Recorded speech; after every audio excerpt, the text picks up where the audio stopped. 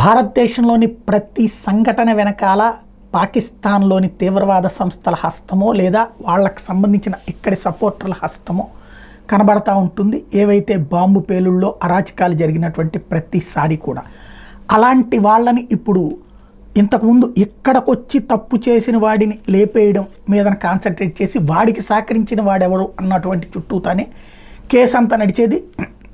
పాకిస్తాన్ నుంచి పంపించినోడు హీరోలాగా ఉండేవాడు. ఇప్పుడు పాకిస్తాన్లో పంపించినటువంటి అంటే ఉగ్రవాదానికి సంబంధించినటువంటి ఉగ్రవాదిని లేపేయడం ఒక ఎత్తు, ఉగ్రవాద మూలాన్ని లేపేయడం మరొక ఎత్తు. అందులో భాగంగా గుర్తు తెలియని వ్యక్తులు అకస్మాత్తుగా ప్రత్యక్షమై తీవ్రవాదులకి నాయకులని లేపేస్తున్నటువంటి దాంట్లో భాగంగా లష్కర్ ఎ తోయిబా టెర్రరిస్ట్ క్వాజీ అబ్దుల్ కయ్యూమ్ తాజాగా గుర్తు తెలియని వ్యక్తి చేతిలో కాల్చివేయబడ్డాడు. ఎక్కడ జరిగింది ఇది అంటే పాకిస్తాన్లోని కరాచీ నగరంలో జరిగినటువంటి సంఘటన.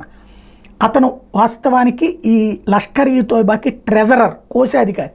ప్రపంచవ్యాప్తంగా ఉన్నటువంటి తీవ్రవాద ఫండింగ్ సంస్థల నుండి డబ్బులు తెప్పించి తమ తరపున ఉన్నటువంటి తీవ్రవాదుల్ని పోషించేటటువంటి వాడు వీడు. ఇంకొకటి అక్కడ ఉన్నటువంటి లోకల్ జకాత్కి అట్లాగే ఉషూర్ కమిటీకి రెండిటికి కూడా చైర్మన్గా ఉన్నాడు.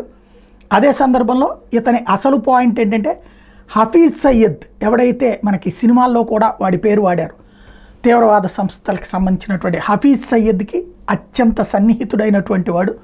వాడిని గుర్తు తెలియని వ్యక్తులు కాల్చి చంపేశారు.